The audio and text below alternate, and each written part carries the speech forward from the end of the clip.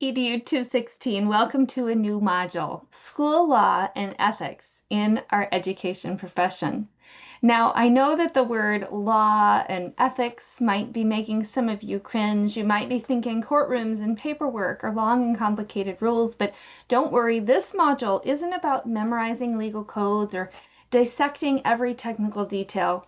Rather, you're just going to get a big picture view of some of the key laws and the key court cases, the key policies that help to shape our public school system today. We're going to look at how history, policy, and some real-life situations do come together to form our general rules that guide our teachers, our school boards, our schools, and our classrooms today. One of the areas that we're going to explore first is really important. It's the development of the special education law. We'll look at how it all started and how those changes were so important for students with disabilities. I think you're going to be surprised, as I was, to realize just how new our special education laws and policies actually are. They haven't been around much longer than I have. We'll also touch on how laws have evolved to make education more fair and inclusive for all learners. Some of those are ever changing in today's current government and classroom environments. And from there, we're going to dive into the constitutional rights that also show up in our school life. Education can be very political. We'll look at things like the freedom of speech, student privacy, and the right to a due process when, say, disciplinary action is involved. These are rights that have been shaped over time by amendments to the Constitution and our local school boards, our state policies, court cases that set standards that we need to follow, all of the above.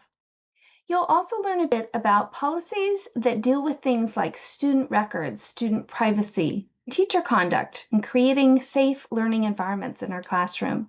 Remember that this module is meant to give you a generalized understanding, so don't stress about remembering every law or every date. Just focus on understanding why these laws matter, the foundation they provide us, and how it might impact your future work in education.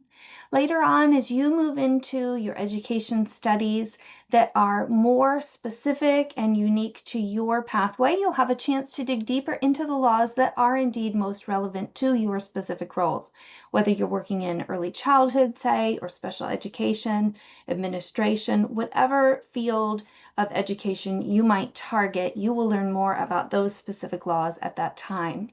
The only exception this week is that we do have an essay assignment, and it is going to be your chance to pick one law or policy that really stands out to you and that you feel like will be important to your own future classroom or school and your own knowledge.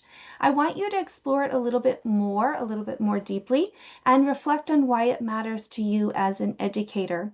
I do also want to remind you that as you think about the law and policy that you choose for the essay assignment, remember that you can choose a policy or law that impacts curriculum. For example, we have several North Carolina laws that impact the way we teach reading, for example.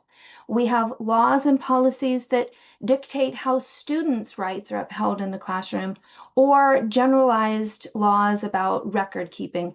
The choice is yours as to what kind of policy or law you select. Again, just choose one that's relevant to you.